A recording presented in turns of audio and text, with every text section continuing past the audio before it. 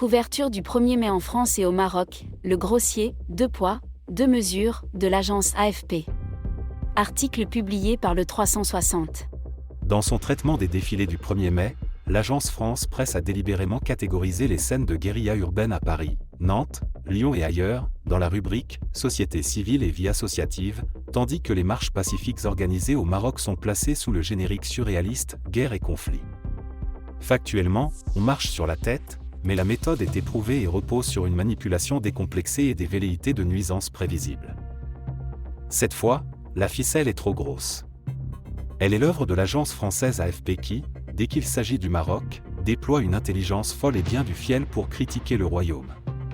Quitte à faire passer des défilés aussi ponctuels que pacifiques, en l'occurrence ceux du 1er mai au Maroc, dans la rubrique « Guerre et conflit » de son fil d'actualité. En même temps, les violences inouïes dont les rues françaises ont été le théâtre hier lundi, les affrontements avec les forces de l'ordre dignes de scènes de guérilla urbaine et les saccages des biens d'autrui sont catégorisés dans la rubrique « Société civile et vie associative ». On aura beau se frotter les yeux, c'est ainsi que l'agence de presse, dite de référence, en a décidé.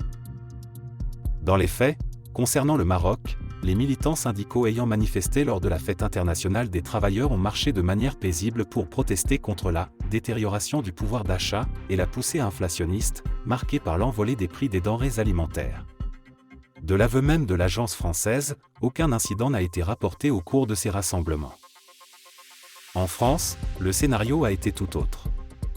De sanglants affrontements ont éclaté dans plusieurs villes, marqués par une forte mobilisation contre la réforme des retraites.